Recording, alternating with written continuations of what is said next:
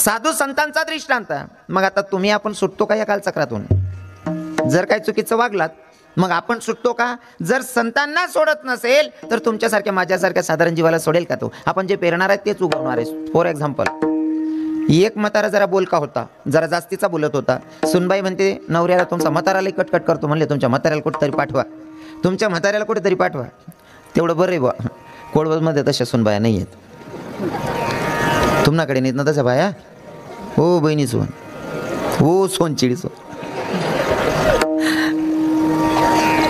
तुमचा म्हाताराला कटकट करतो म्हणजे म्हाताराला कुठंतरी पाठवा. माणूस विचार करतोय जर का कुठं वृद्धाश्रममध्ये पाठवलं, भावकीमध्ये नातेवाईकांमध्ये हसू व्हायची, त्याच्यापेक्षा असं करतो म्हाताऱ्याला मारूनच टाकतो. म्हणला बापाला म्हणतो, बाप्पा काय रे राजा, चला तुम्हाला तीर्थक्षेत्रावर स्नान करायला घेऊन जायचं मन होतंय. माझी इच्छा आहे की तुम्हाला तीर्थक्षेत्रावर स्नानासाठी घेऊन गेलं पाहिजे. बापाला एवढा आनंद, पोरगं काय सुधारलं राव माझं. 4 व्हीलर गाडीमध्ये बापाला बसवलं, तीर्थक्षेत्रावर घेऊन गेल्याच्या नंतर बापाचा हात धरला. आता स्नान करण्यासाठी घेऊन जातोय. गुडघ्याला पाणी होतं. बाप म्हणला बेटा इथं बसून करू का आंघोळ? म्हणले नाही पप्पा चला पुढे. आता गुडघ्याचं पाणी कमरेला लागायला लागलं. म्हणले बाळा बस ना. म्हणले चला ना पप्पा पुढे. आता कमरेचं पाणी छातीला लागायला लागलं. म्हणले बाळा बस ना. म्हणे पप्पा चला ना पुढे. बाप म्हणतो बेटा तू इथं मला स्नान करण्यासाठी नाही, तू मला आटे आंघोळ करण्यासाठी नाही, आटे तू म्हणा आटे कागदपत्र जमा करायला द्यायचे म्हणे. तू इथं स्नान करण्यासाठी आणलेलं नाही या, तू माझा जीवनाचा अंत करण्यासाठी आणलेला आहे, एंड ऑफ द लाईफ. पोरगा सांगतो पप्पा तुमच्या लक्षात आलं ना, मी मारायलाच आणले, लक्षात आलं ना? म्हणले हो, पण बेटा एक काम कर, तू जागा बदलून टाक. का हो पप्पा? लेखा तू जागा बदल ना. पप्पा तुम्हाला कळतंय ना मी तुम्हाला मारण्यासाठी आणलेलं. म्हणले हो. मग जागा काहून बदलायची? मरायचं इथं पण आहे आणि जागा बदलल्याच्या नंतर पण मरायचंच आहे ना मावशी. मग जागा काहून बदलायला सांगताय? म्हणले पप्पा त्या बापानं सांगितलं बेटा तू जागा बदल रे. का हो पप्पा? त्याचं कारण असं आहे बाळा, या जागेवर मी माझ्या बापाला सोडून गेलोय, तू कमीत कमी जागा तरी बदल. म्हणजे काय ना, तुम्ही जे पेरणार आहे तेच उगवणार आहे. अजून सांगतो, मला हे सांगायला आवडतं. प्रत्येक सुनबाई म्हणजे प्रत्येक लेक माहेरवरनं सासरी येते ना, माहेर होऊन सासरी येते तेव्हा आपल्या भाऊजाईला सांगते, वहिनीला सांगते, वहिनी कडाक्याची थंडी पडायली ग, महाबापाला सकाळी सकाळी चहा प्यायची सवय, 1 कप चहा बनवून देत जा गई माय. सांगतात ना, किती जीव आहे बापामध्ये, बरोबर आहे ना?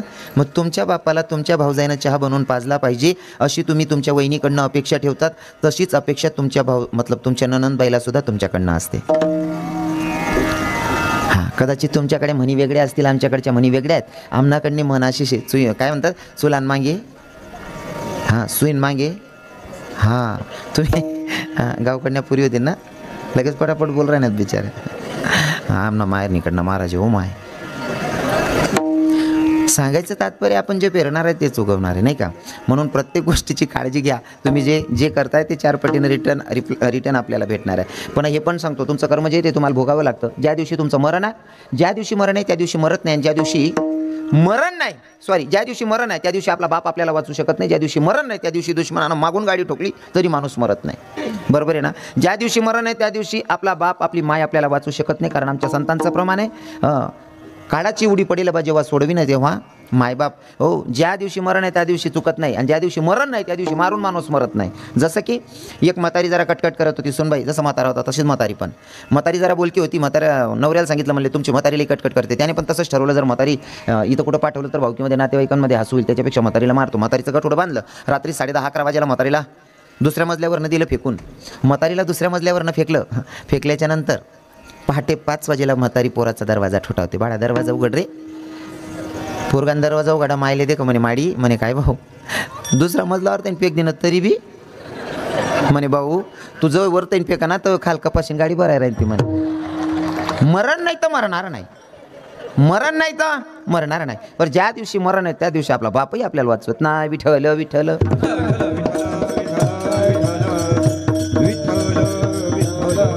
पहिला दृष्टांत सांगितला संतांचा, दुसरा आपण मी साधारण विनोदात सांगितलं तुम्हाला आपल्या संसारी लोकांचा. मग स्वतः हा जगाचा मालक, ब्रह्मांडाचा धनी, पंढरीश पांडुरंग परमात्मा, रामकृष्ण हरी तिघ एकच आहे. मग तो स्वतःला सोडून घेतो का? तो स्वतःलाही सोडत नाही. मोजून 2 मिनिटात पटवतो. लक्षपूर्वक ऐका.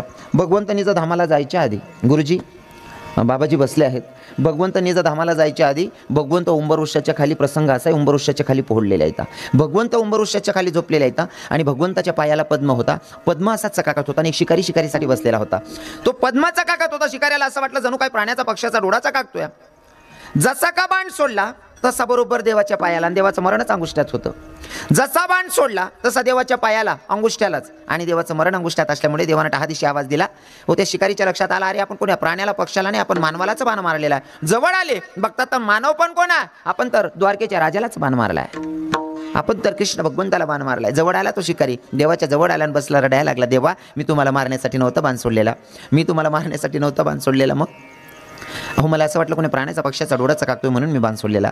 माझ्या जगाच्या मालकानं त्या शिकारीला जवळ केलं, त्या पारदीला जवळ केलं, सांगितलं, राजा तू मला बाण मारलाय ना, तुला काय वाटतं तू मला मारतोय, अजिबात चुकीचं आहे, तू मला मारलेलं नाही, हे माझं कर्म आहे, ते मला भोगावं लागतंय. म्हणले कसं देवा, मागच्या जन्मामध्ये जेव्हा मी राम होतो तेव्हा तू वाली होता, आणि वालीला कसा मारला होता, हो लपून बाण मारलाय. मागच्या जन्मामध्ये मी तुला लपून बाण मारलाय, म्हणून या जन्मामध्ये तू मला लपून बाण मारतोय.